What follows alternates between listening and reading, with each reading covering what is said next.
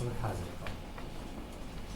morning, everyone, and welcome to the From Source to Survival, Climate and Water Security in Iraq. My name is Faiza, and I am a student of English Literature at AUIS.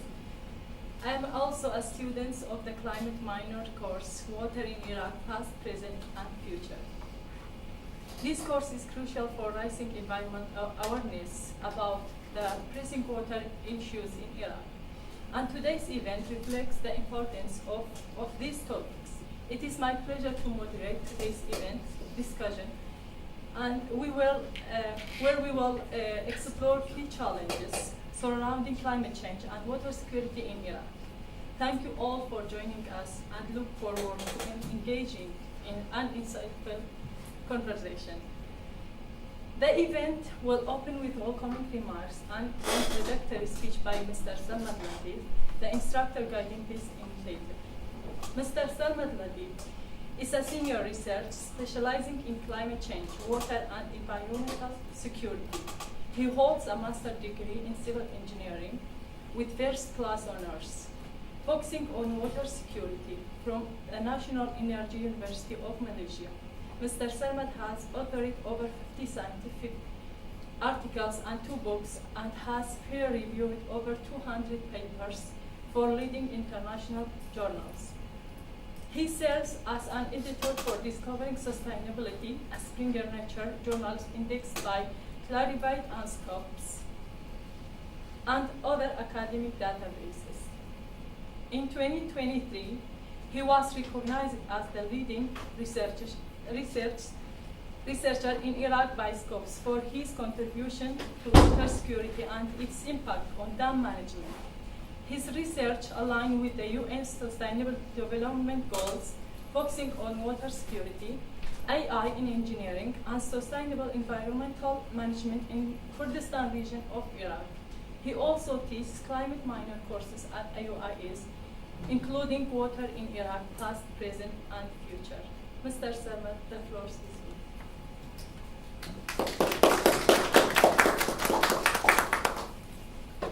Good morning, everyone. It's a pleasure to welcome you to today's event, From Source to Survival, Climate and Water Security in Iraq. My name is Sarmad Latif, and I'm the instructor of Water in Iraq, Past, Present, and Future. Today, I'll be giving a brief introduction to this course and its importance, as well as setting the stage for today's panel discussion. The course I teach is a part of Climate Minor, which focuses on one of the most important challenges that Iraq and many other countries face today, water security. Iraq is experiencing growing issues related to water, including water management, water pollution, the impact of climate change, and the need for better water policies and governance. These issues are all interconnected and vital to Iraq's future. That's why it's important to address them in a comprehensive way. First of all, let's talk about water management. Iraq's rivers, such as Tigris and Euphrates, have been essential to the country's agriculture, drinking water, and energy needs for thousands of years. However, improper management of these vital water sources has led to many problems, including water scarcity. So, water scarcity is a global issue, but mainly in the Middle East, we seriously struggle of, especially the countries that mismanagement with water, like Iraq. Second, water pollution. Pollution from industries, agriculture, and untreated sewage is a major issue in Iraq, making the water unsafe for consumption. Based on UN data, 90% of Iraq's surface water were polluted, which is a very dangerous sign. That's why in this course, we focus on highlighting the dangers of water pollution and what can be done in order to prevent it. So by learning about this, students will become more aware of how to contribute cleaning up and protecting water resources in their communities. Third, climate change. Climate change is increasing the frequency of extreme weather events like droughts and floods, which affect water resources and the infrastructures in Iraq. So this course addresses how climate change is impacting the availability of water and what we can do in order to adapt to these challenges. Students will learn some solutions like sustainable water practices and technology to mitigate the impact of climate change on water. So mainly students will focus on two main strategies: climate change adaptation and mitigation, as well as focusing on climate-induced migration. Finally, water policy. To solve these issues like water scarcity, pollution, and the impact of climate change, strong water policies are essential. In this course, students will learn about the role of the governments, international organizations, and local communities in shaping the policies that ensure sustainable access to water. This course is not only important to understand these challenges, but it's also important to raise the awareness among students about the importance of water conservation. Water is a limited resource, and Iraq's future depends on how we manage it. Throughout the semester, my students have researched and developed deep understanding about how to solve water-related issues in Iraq. And today, they will present it in a panel discussion. I'd like to thank all of you for being here and to listen to this important topic. I'm sure my students are well prepared to deliver valuable insight and the current status of water security in Iraq. Finally, I'd like to express my gratitude to Dr. Dastan, the chair of Math and Natural Sciences Department, for his unlimited support to this program, Minor in Climate Change. Together, we can build a bright future. Together, we can build a sustainable environment to the society. I will look forward to the panel that will follow. Thank you.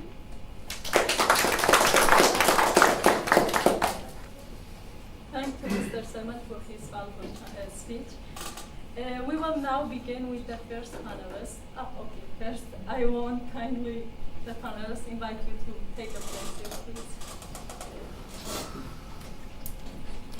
We will now begin with the first panel presentation titled The Impact of Upstream Dams on Iraq's Water Security, which will be delivered by Aya Kamal Rashid, a business administration student at AUIS. Ms. Aya, the floor is yours. Good morning, everyone. I hope you're all well. Today, I want to I want to bring attention to a crisis that is quietly shaping Iraq's future, which is the impact that upstream dams have on Iraq's water security. Now, as you may know, Iraq heavily relies on two major rivers, which are the Tigris and Euphrates. And these rivers start in Turkey and Iran. And these countries have built massive projects on those rivers that reduces the water flow that Iraq gets. And this is causing big problems for our cities, farms, and our daily lives. And I want to start by mentioning the problem. Now, upstream countries like Turkey and Iran, as I mentioned, are building huge dam projects on these rivers. For example, Turkey is building a dam project called the GAP project, which is 22 dams and a 19-watt hydroelectric power plant on those rivers. And out of the 22 dams, 18 of them have been constructed, and out of the 19 hydroelectric power plants, 13 of them are producing energy. And the rest are either under construction or they are in the planning stages. And also Iran have built dams on rivers that flow into Iraq. And can you imagine the amount of water those dams are storing? To give you a clear example, the average flow of the Tigris River into Iraq has dropped from 207 meter cube per second in the 1970s to 60 meter cube per second in 2014. That's a huge drop. And also 90% of the Euphrates water comes from Turkey, and any restrictions happening from the upstream country will directly affect Iraq. And this has led to a 75% decrease in water flow in rivers like Shatt al-Arab and 20% increase in saltwater intrusion. This is ruining the lands and making water undrinkable, and also it is estimated that over 400,000 palm trees in southern Iraq have died due to water salination. And this is not just an environmental issue, this is a political issue. Because water is being used as a tool of power and sometimes even weapon. Turkey is not acknowledging the fact that Euphrates and Tigris are international rivers and not local ones. And because there are not legally binding agreements that upstream countries should share the water fairly, that is why this issue is happening. I know there is the Helsinki rules, which they state that water should be shared fairly among countries who share rivers, oceans, and etc. But because they're not binding, they're not following these rules. And another thing, we cannot just sit here today and talk about only other countries, because internally Iraq is also facing a lot of issues like poor water management, outdated infrastructure, and poor political instability. And these things are also making the situation even worse. Years of wars have destroyed the water systems in Iraq, and water mismanagement, as Dr. Sərməd also mentioned, is a huge problem here, because we have water, but we're not using it correctly, or we're wasting it, we're polluting it, and we're contaminating it. And the Iraqi government fails to invest in modern irrigation systems, desalination, and public awareness. And this impacts not just us citizens living in Iraq, but also the economy. Our farmlands are being destroyed, honestly, and families are moving to access water. The weather in Iraq is getting drier and hotter every year, and if this continues to happen, Iraq's future will be in danger. Our economy, our food supply, and our overall public health will be at risk. And what we can do to fix this? Now, there are a lot of things that we need to do, but today I'll be only talking about 3, which is number 1, stronger diplomacy. Iraq needs to work with the United Nations and other countries to make fair water sharing deals with upstream countries. And another thing is better water management. We need better irrigation systems, ways to clean and treat wastewater, and better use of the water that we already have. And third, fix the corruption happening and weak governance. The government should focus on making long-term solutions, not just short-term fixes, because the water problem happening, the consequences we cannot see right now. We see it like years later, and when we see it years later, it will be too late to fix it. And to conclude, Iraq is in a very tough position, unfortunately. What's happening upstream must not be seen just a technical problem, but a political and a human crisis. And we must act now together to improve our water system and push for a fair water sharing so we can protect our future. And thank you all.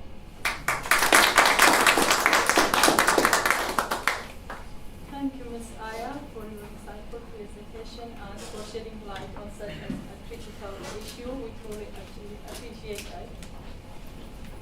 Now we move to second panelist presentation titled Climate Change and the Future of Water Availability in Southern Iraq, which will be delivered by Mr. Muhammad Yunus, a senior software engineering at the UIS. Mr. Muhammad, you may begin.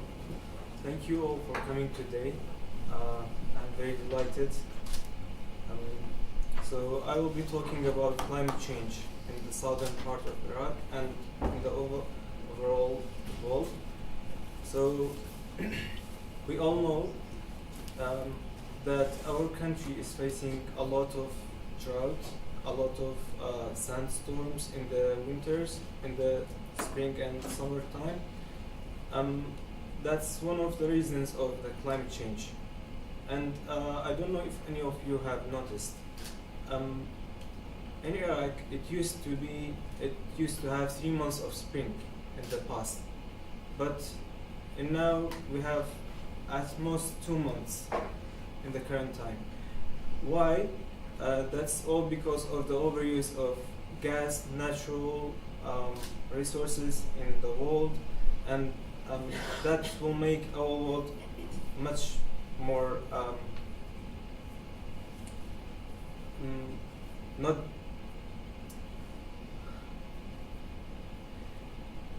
that will make our world not clean, and it will creates a bad weather for us.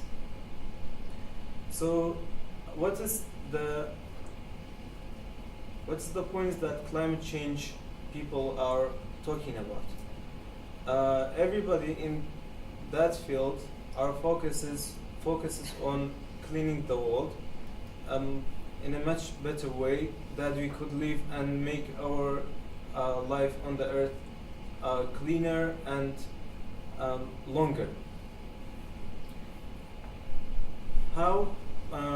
By reserving our earth, our mother, that has nourished us in the past and in the future and until now.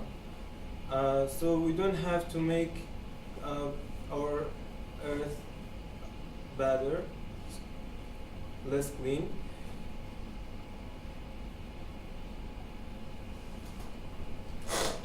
So in the use of too much fuel, we will create a worse earth.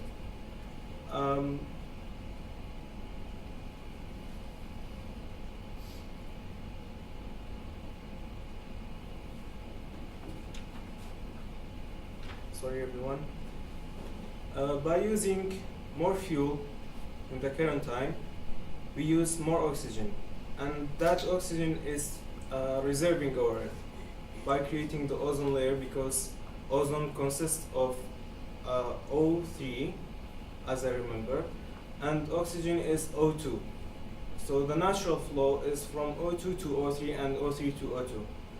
If we use too much fuel, as we do now, so we will create more carbon dioxide which uses more oxygen, and it will make our reservoir of oxygen less. Also, when we use too much water in our time and we are polluting it, we will face much more problems in the climate change area, because as my colleague Aya has mentioned, the water reservoir is decreasing. One of the other major problems that faces our time is that the desertification problem, which has led to growing less crops, less oxygen, and making the land unusable in the future. We will give the land too much water at that time, and it will make the land unusable in the future, and we will lose the water also.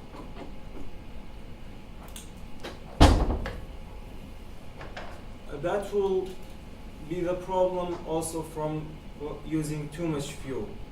Why? Because we all know that fuel has some minerals like sulfur and other ones that will make the air polluted, and the plants also will become too much polluted at the same time, and that will make it unusable also.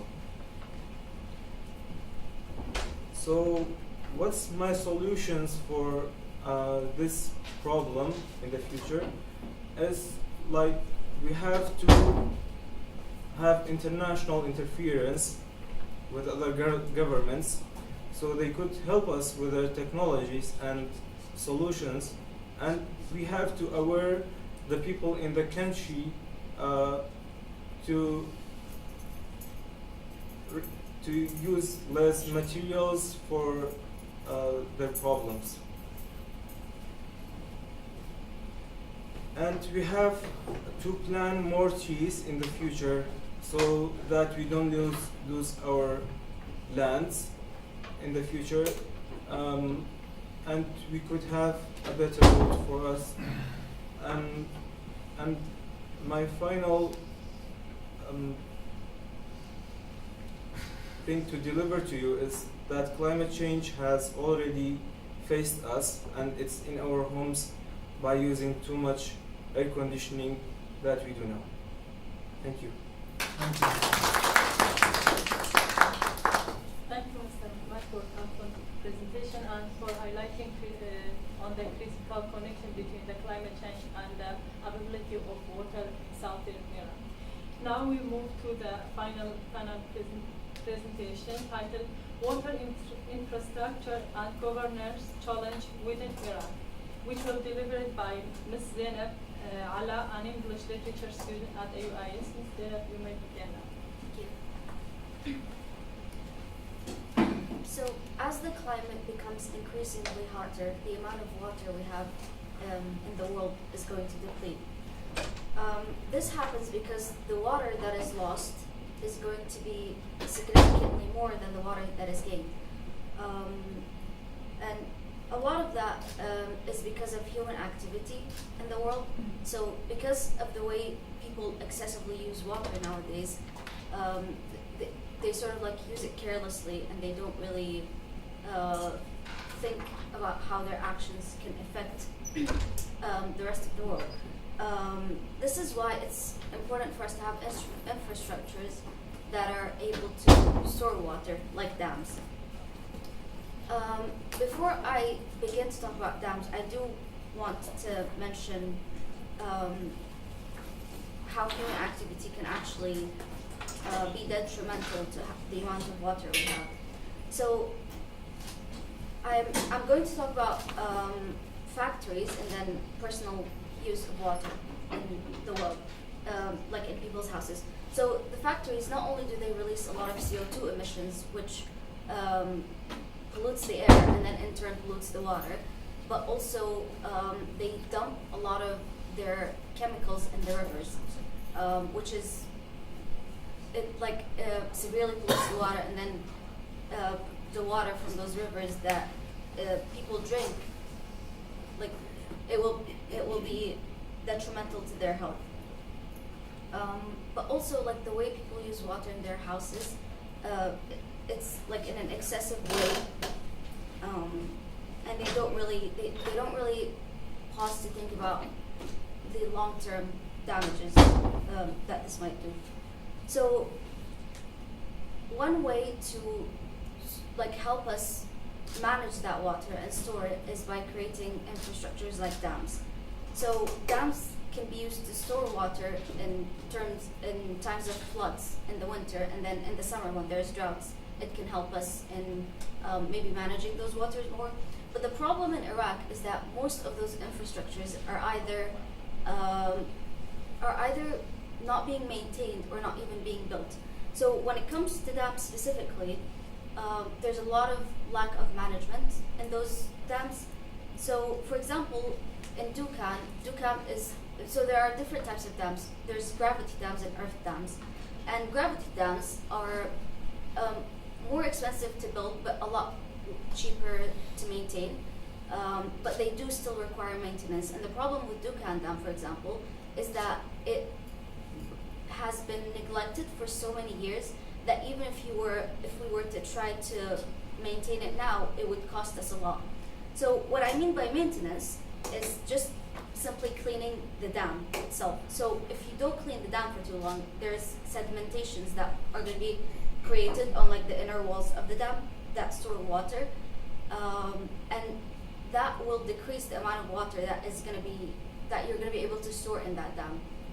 So, like I said, already we're having a water crisis where we don't have enough water like to go around in the world, and by not cleaning or maintaining those dams due to neglect, you're also decreasing the amount of water you're able to store in those dams. And they're not even that big to begin with. Like there's a lot of, big dams in the world, but the ones we have in Iraq, I think Dukan, it stores less than 10,000 cubic meters.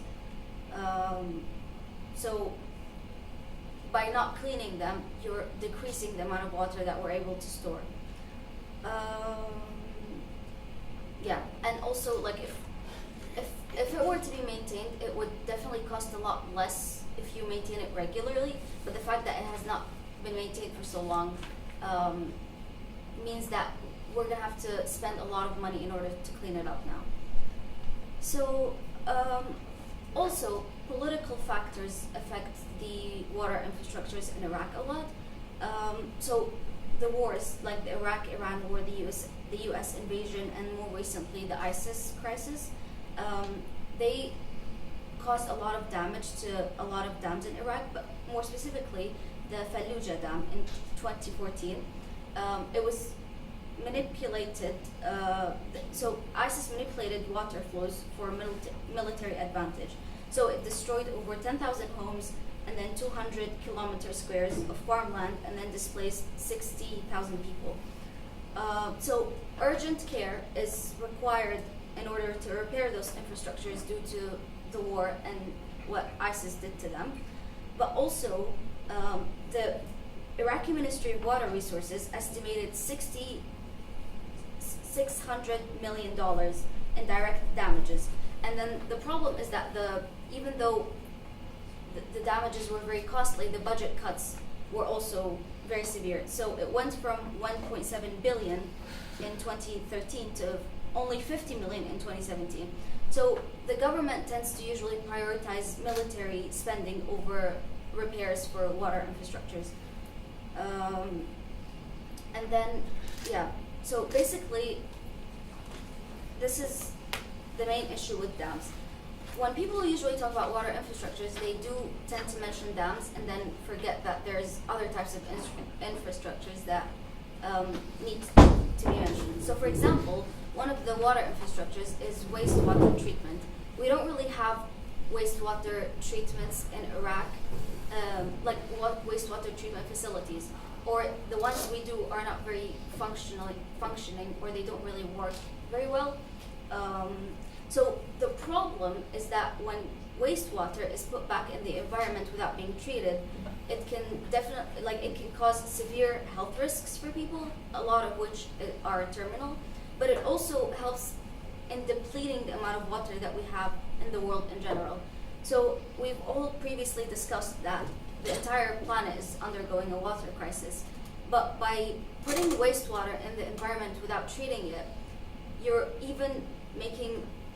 depleting the amount of water we have to an even less amount than we originally had. And obviously, putting wastewater can cause a lot of diseases in people. And another infrastructure that is also very necessary is irrigation infrastructures. Most of the water in Iraq, I think it's up to 70%, or like a very big number like that, is used in irrigation. So a lot of the water that is lost is used in the agriculture department. And you might think that it's because the agriculture needs that much water, but in reality, it is wasted. The water used in agriculture department is a lot more than the agriculture itself needs. this is why irrigation systems need to be put in place that would be able to manage the water better and not waste it. So another major problem with the way the irrigation system works in Iraq right now is that the way they bring the water from groundwater, and the groundwater is meant to be preserved for future generations. It's not really meant to be tapped into unless there's like a water crisis in the area where you're not even allowed to you're not able to access water on the surface. So not only do irrigation projects in Iraq currently use groundwater, they also waste it. So when you're using groundwater, you're severely damaging the ground itself and preventing the ability for that ground to collect water in the future. So not only are you taking the water the ground has right now, you're also preventing the ground from storing more water in the future. This also causes subsidence in the surface. So that's when the surface of the earth becomes lower, the more water you take from the ground. So yeah, those are the main three infrastructures issues when it comes to Iraq. And I was told that I need to present solutions. And I kept thinking a lot about it. And I was thinking that the main solution that we really need is education, and to make people aware of how their behaviors could potentially affect the environment. But then the thing is, educating people would only really help us in maybe preserving the water we have. It would really fix the infrastructures, because doesn't matter how much water or how little water we use or how wisely we use it, the infrastructures that are built are still going to be very difficult to maintain. The only way for us to actually help fix those infrastructures is by government interference. So the government would need to actually build systems that would help regularly maintain infrastructures like dams, but also they would need to invest more in water security in order to build infrastructures like wastewater treatment and irrigation systems and other infrastructures as well. So while education is very important, something this concrete would need more.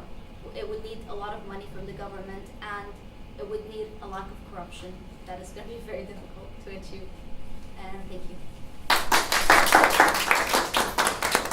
Thank you, Ms. Zainab Hala, for your insightful presentation on the challenges of water infrastructure and governance in Iraq. Your decision effectively highlight the institutional and structural factors that must be addressed to ensure sustainability of managing water. With that, we conclude the panelists' presentations. We will now open the floor for Q&A session. If any of you have any question for the panelists, you can ask the question now.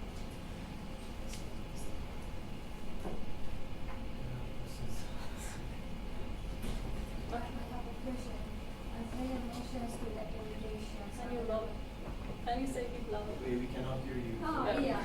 As they mentions to the irrigations and the wasting of water.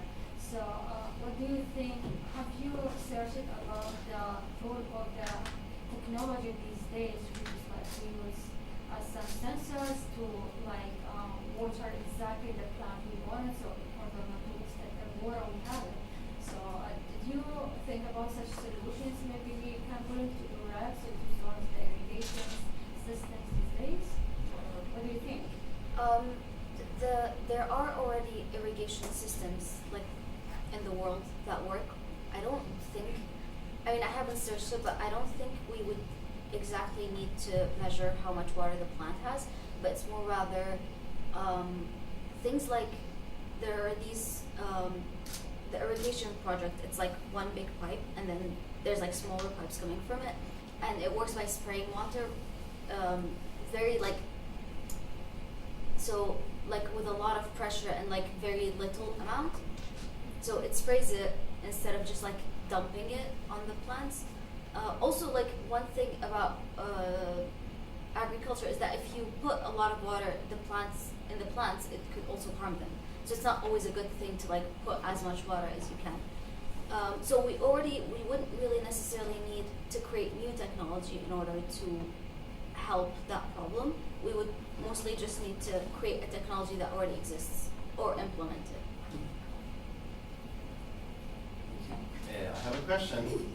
If I just ask you, Mr. Muhammad Yunus, you mentioned about the climate change, which is a global issue. If I just ask you, what do you advise the government of Iraq to go with climate change adaptation or mitigation?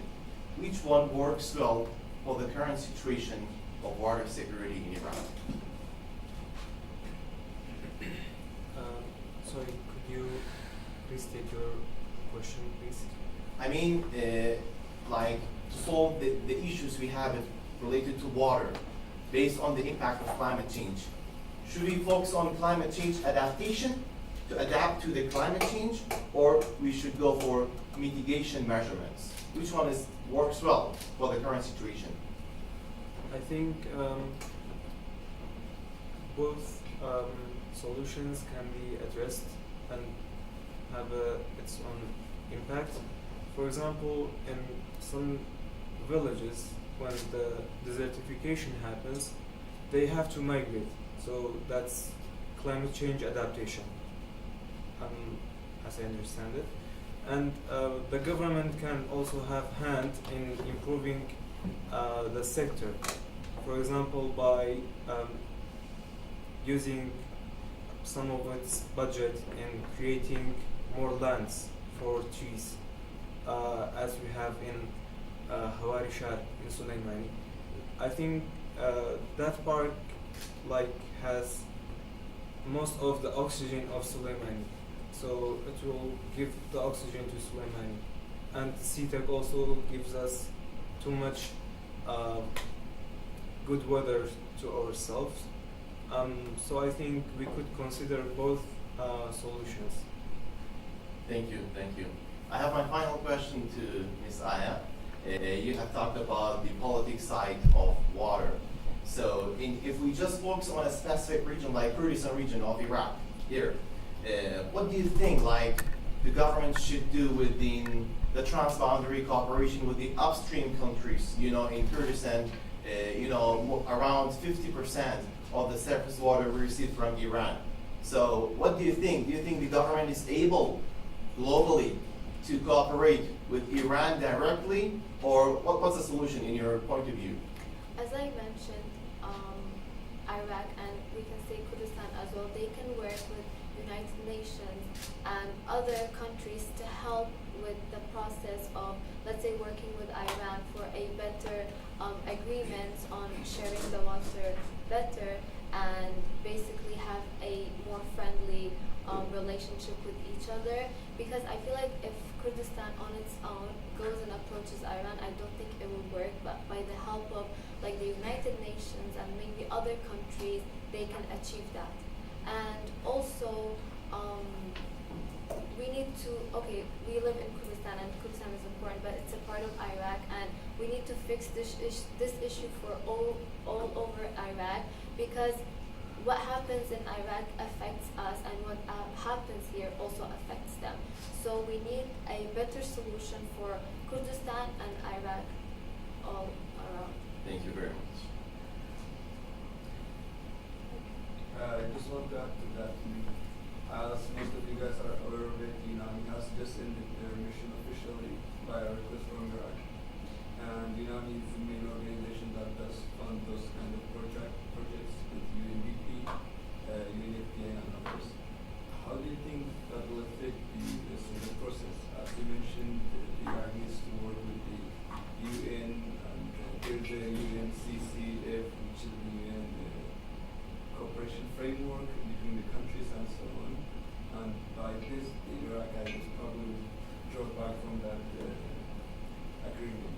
So how do you guys think this will affect the process? So I think the funding is a resource that you could use to mitigate those problems. But the Earth is a place for all of us. So we should, all of us, have a solution for it. Not just we could use the funding to mitigate those problems. I don't know if you get my point. So everybody in its own place should have some principles to mitigate those problems.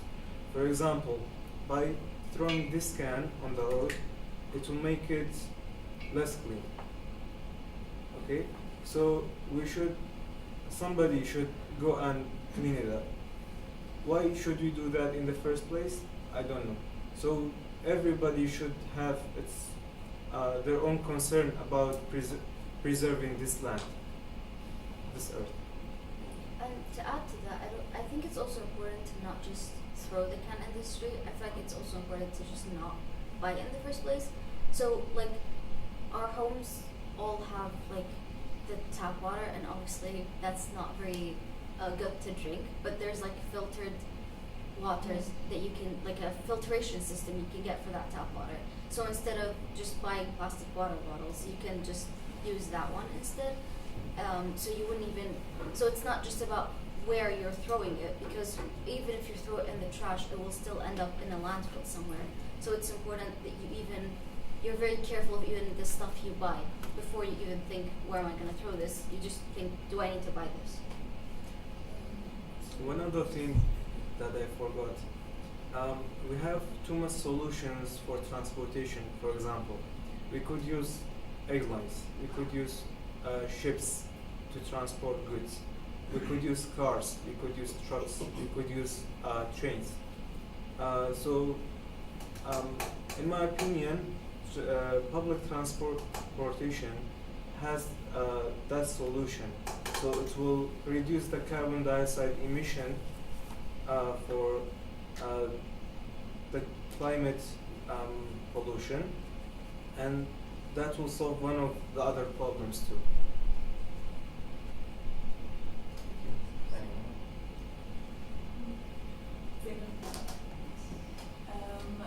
So what are the ways that we could,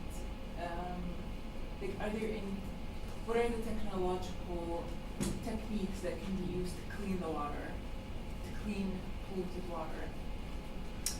So just like how there are dams, there are like other infrastructures, like I mentioned, the wastewater treatment.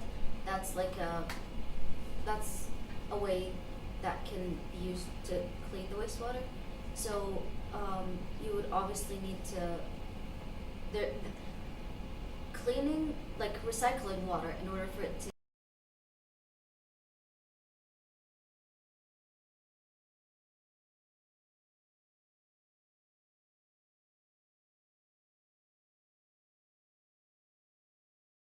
and then you would need to, for example, like